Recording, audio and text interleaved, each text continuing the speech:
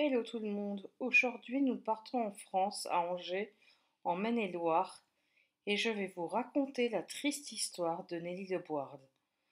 Installez-vous et c'est parti.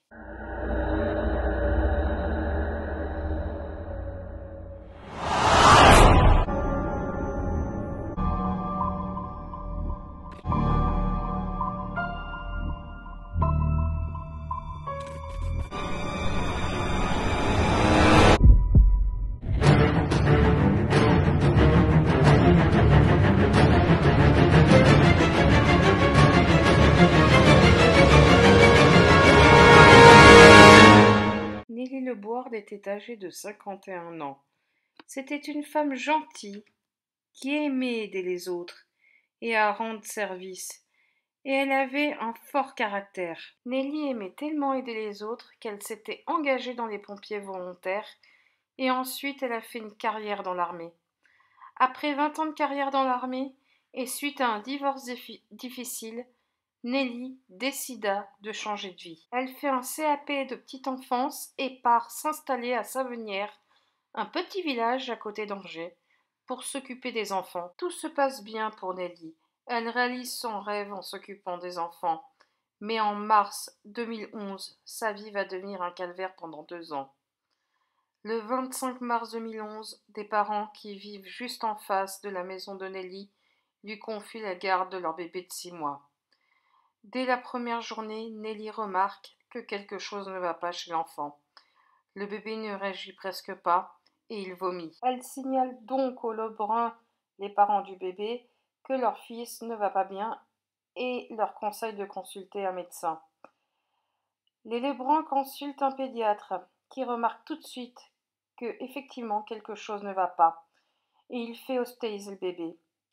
Après examen et IRM, le médecin détecte le bébé du syndrome secoué.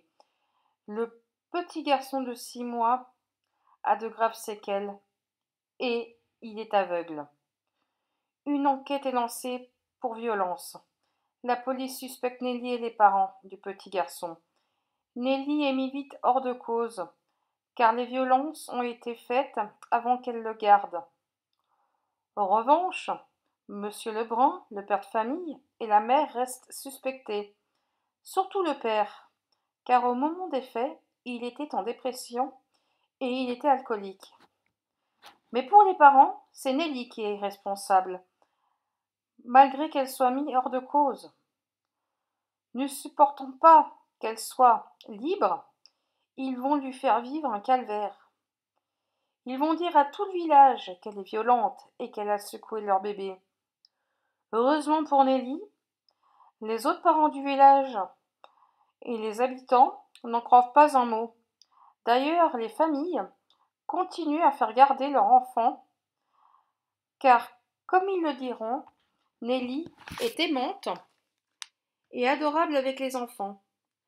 Malgré tout ça, Monsieur Lebrun, le père de famille, continue à faire vivre un calvaire à Nelly. Il va jusqu'à même à l'attendre devant sa porte. Nelly vit dans la peur. Elle s'installe même une alarme et elle a perdu énormément de poids, tellement que tout ça l'épuise. Jusqu'en avril 2013, elle va vivre ce calvaire. Le 16 avril 2013, Nelly est retrouvée morte dans une mare de sang dans son garage. Elle a reçu 18 coups de couteau. Et le plus horrible, c'est que les couteaux sont toujours plantés dans son corps. La police suspecte tout de suite les parents du petit garçon de 6 mois, donc les Lebrun. Ils sont arrêtés et placés en garde à vue. Le père avoue être responsable du meurtre de Nelly. Il dit aux policiers qu'il avait préparé son plan et que sa femme était au courant. Tôt dans le matin du 16 avril, il s'est donc introduit chez Nelly, a coupé les fils du téléphone, coupé l'électricité, il a même mis un boîtier sur l'électricité pour pas que Nelly puisse passer un coup de téléphone, et il a attendu dans le garage que Nelly se lève.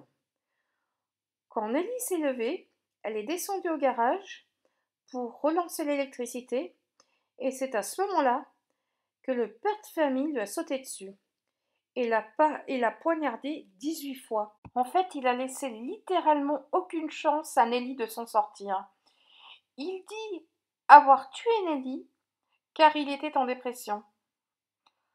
En 2016, le père de famille a écopé 25 ans de prison et sa femme 18 mois avec sursis pour non-empêchement de crime. Pour le syndrome du bébé secoué, il y a un non-lieu car la police n'a pas pu déterminer qui a secoué le petit garçon.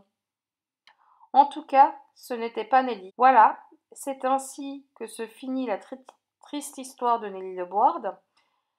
Je sais que c'est pas une longue vidéo, mais je voulais absolument vous la partager.